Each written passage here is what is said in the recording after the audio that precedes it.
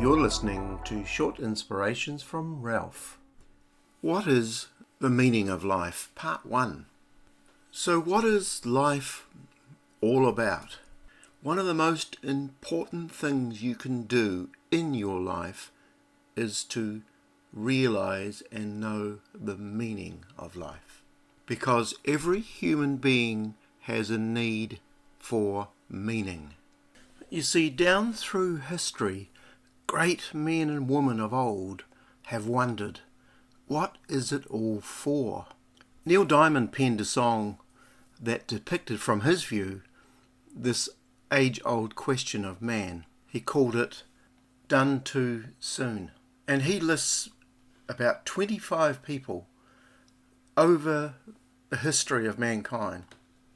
And a couple of verses go like this: Jesus Christ, Fanny Bryce, Wolfie Mozart and Humphrey Bogart, Genghis Khan and on to H.G. Wells, Ho Chi Minh, Gunga Din, Henry Luce and John Wilkes Booth, and Alexander's King and Graham Bell, and on he goes. And then he comes to a point where the song slows down and he says, and each one of them has one thing to share. They have sweated beneath the same sun. They've looked up and wondered at the same moon, and wept when it was all done, for being done too soon, for being done too soon. And it's like in this song that they'd reached a point where there was more to do, but not only that, they hadn't found really the meaning of life. And while I may not agree with everything in the song, it certainly hits a great question. Why am I doing this? What's the reason for doing everything and anything? All the striving, the studying, the applying, the waking, the working, the resting, the cleaning, the caring, the raising, the shopping, the drinking and eating, and all the enjoying, all the stuff we do and fill our lives with and occupy our time with. When it's all said and done, the question is, what's the point? And this is a question we can ask when we are in the valleys of our lives, in the low times, in the dark night of the soul, when something has happened in our lives which has been a shock or a hurt or a grief, and we can, in our ponderings, deep ponderings, can come out with the same thing.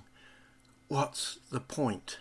But we must examine our lives, our souls. The unexamined life, Socrates says, is a life not worth living. So we need to look at this question seriously, because so many people in our world, in our countries that we live in, come to a point, particularly young people, where they don't believe that life is worth living.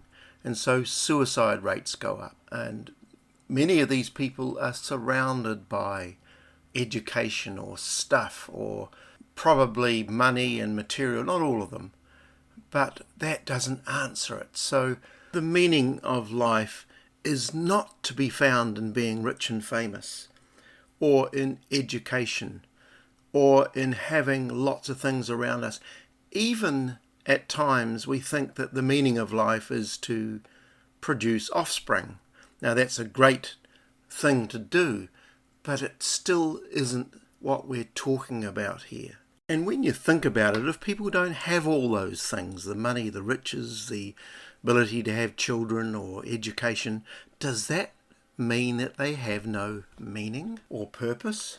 And I believe that we've been sold a lie in very many ways.